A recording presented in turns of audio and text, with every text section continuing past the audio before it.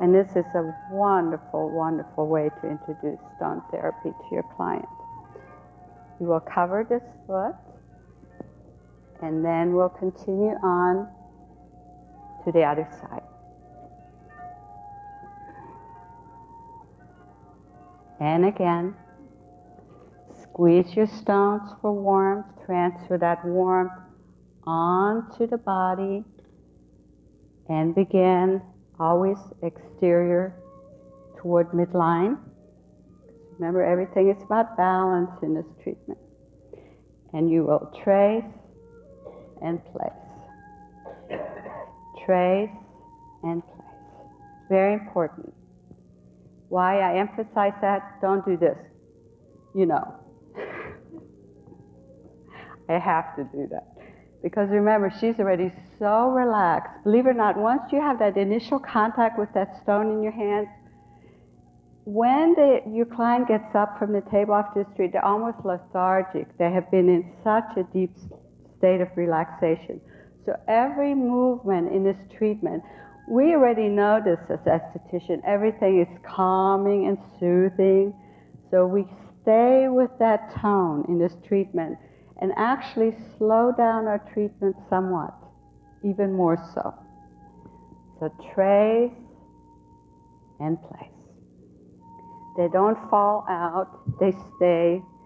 The skin actually conforms to the stone, and now this client is ready, totally ready to be taken to a different level of aesthetics.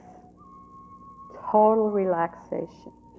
And the benefits you will see after this treatment we'll discuss also, because it also applies to lymphatic drainage. It also applies using the cold stones after any procedure, such as microdermabrasion, where you have redness, it will alleviate that. So there are many, many different ways. Orbital decongestion, which you will see and I will demonstrate for you. We're going to use warm and cold stones for this treatment. So many people always ask, how do I incorporate the cold stones in massage? Well, this will give you a good understanding, because in aesthetics we use many cool stones and warm and cool stones for strong decongestion purposes. Okay? Now, after we've prepared our client, normally we're going to examine the skin. I'm going to talk you through it. I'm not going to go through the entire procedure because the time does not allow us that. I would prefer that you see the actual procedure. So you would do your normal examination, your normal cleansing, your normal steaming, exfoliating. Normally after the exfoliating, you would tend to do extractions. If you're going to do extraction with the stone therapy facial, do it post manipulation, after the stone and product manipulation. Okay? So now that we've cleansed, steamed, exfoliated, we are prepared now to begin with our manipulation and products. Use the product of your choice. Whatever product line you normally use, that's what I would suggest and recommend for you. Other than, as I've stated previously, and I like to really mention it again, no invasive product lines, please. Because we're using warm stones, delicate skin, minimal penetration. Just use common sense when you use the stones, especially in delicate facial areas. Don't use stones that are too large. It's crucial.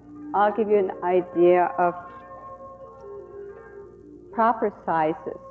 Between these two ranges, from about 1/2 inch to 1.5 inches. No larger than that for your facial manipulations, please. Crucial.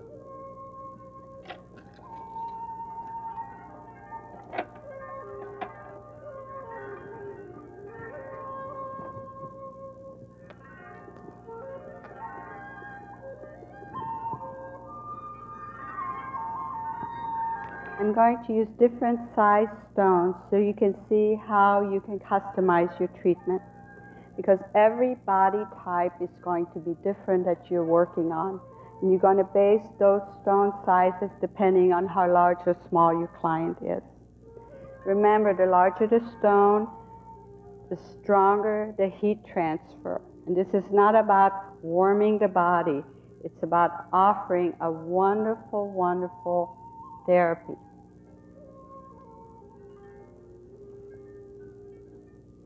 So we would begin in a normal way that you normally apply your product.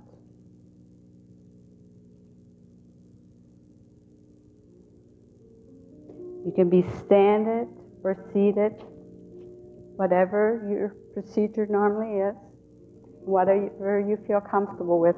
Also suggest that you have your unit near you normally, or put all your warm stones in a little basket beside you. That way you don't have to continuously go and retrieve your stones.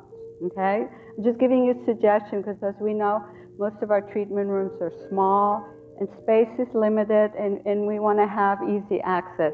Please don't heat them in hot towel caddies or hydroculators. It can be very dangerous. The stones become too hot. We've come too far in our industry. I've been an esthetician for 32 years.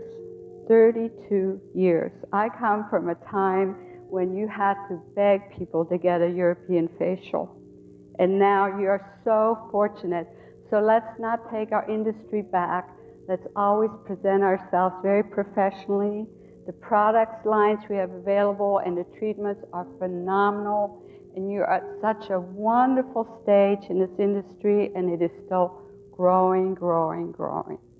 Okay? So we're going to begin first with our facial manipulations.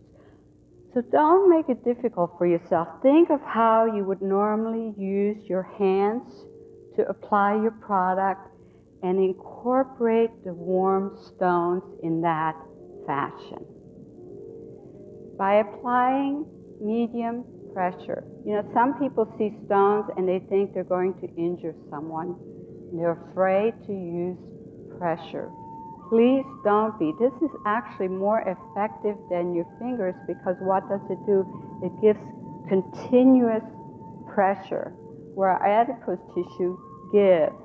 So continuous warm pressure. So not only because of the warmth of the stone is the effect so pleasurable, but it also warms your lubricant.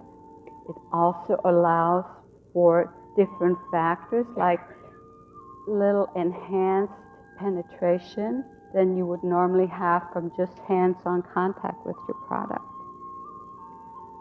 And you would spend the same amount of time in these areas as you would in your normal 60-minute facial. This facial will take you approximately an hour and 15 minutes. And why this takes longer is because of your application and removal of the stones. Usually you will add about $20 to $30 to your ticket menu easily.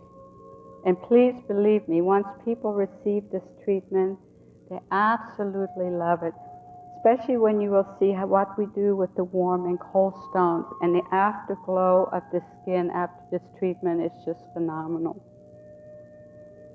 So again, you would use the stones in this manner. With the smaller ones, you can switch off and get more, because the smaller ones are not going to retain heat as long as the larger ones. And the reason being, we don't want them to, because this is a very, very delicate area that we're working on. Please don't forget to do the ears. You know, I always stress, even when we do our exfoliation, we never focus on exfoliating the ears or behind the ears. And I never can understand that, because that's part of our facial procedure. It really is. It's very important. And I'm not saying no one does it, of course, but it's not on a scale that I would prefer to see. Please keep that in mind. The ears are very important. Also in the aging process.